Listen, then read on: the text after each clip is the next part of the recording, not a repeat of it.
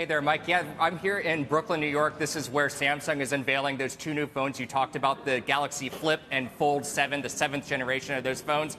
Foldable devices, they're cool, they're fun to talk about, not big sellers, but what we're really here to talk about is the artificial intelligence features in here and how Samsung is approaching it versus other competitors here. This is Apple's biggest competitor, by the way. They are partnering here, though, with Google and using Gemini artificial intelligence, the chatbot, and also what they're calling multimodal, meaning you can use the phone's camera to send live video feeds to the Gemini assistant. It can talk to you about what you're doing. There's even a new selfie feature on one of the foldable phones. It can kind of analyze what you wear and dress and give you outfit recommendations and things like that. But compare this to what we were seeing from Apple a month ago. We were down in Cupertino at WWDC, and artificial intelligence really took a back seat after the previous year of overpromising and underdelivering, most notably that big Siri update that they failed to deliver on time. That is now delayed until 2026. So while Apple is kind of taking a gap year, we're here in Brooklyn watching Samsung,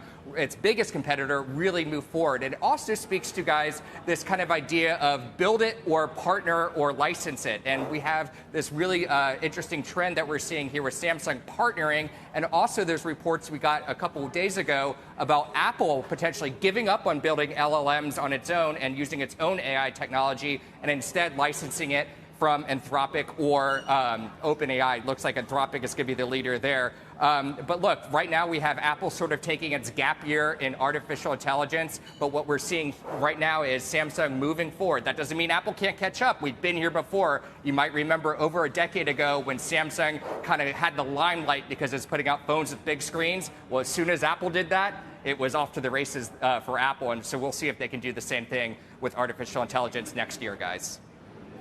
Steve, this idea of a sort of purpose-built AI device, if that's what this is really being positioned as, how do we know how effective that's going to be in terms of demand? And obviously, the AI PC thing hasn't taken off, and I just wonder if consumers are thinking in those terms.